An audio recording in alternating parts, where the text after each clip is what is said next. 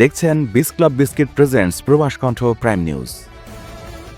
মালয়েশিয়ার জোহর রাজ্যে কোনো বৈধ কাগজপত্র ছাড়াই স্বামী স্ত্রীর পরিচয় দিয়ে একত্রে বসবাস করার অভিযোগে এক বাংলাদেশি নাগরিক ও এক স্থানীয় নারীকে আটক করেছে জোহর স্টেট ইসলামিক রিলিজিয়াস ডিপার্টমেন্ট।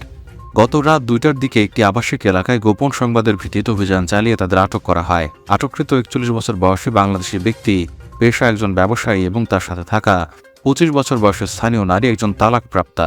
অভিযান চলাকালীন জিজ্ঞাসাবাদের মুখেও দম্পতি দাবি করেন তারা সম্প্রতি কুলায়ে গোপন অনুষ্ঠানের মাধ্যমে বিয়ে বন্ধনে আবদ্ধ হয়েছেন, তবে বিয়ের সপক্ষে কোনো বৈধ কাগজপত্র বা ম্যারেজ সার্টিফিকেট দেখাতে পারেননি। মালয়েশিয়ায় থাকেন, আন্তর্জাতিক কর্মপরিবেশে স্মার্ট ও সফল ক্যারিয়ার করতে প্রস্তুত, তবে আপনাকেই খুঁজছে প্রাণ মালয়েশিয়া।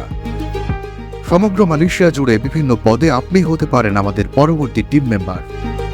আপডেটেড সিভি সহ হোয়াটসঅ্যাপ করুন এই নম্বরে। তারা জানান, বিয়েটি অতি সম্প্রতি হওয়ায় কাগজপত্র এখনও তৈরি হয়নি। তদন্তে জানা যায় জনৈক এক বিদেশি ব্যক্তি তাদের বিয়ে পড়িয়েছেন এবং বিয়েতে কনের কোনো বৈধ অভিভাবক বা ওয়ালি উপস্থিত ছিলেন না।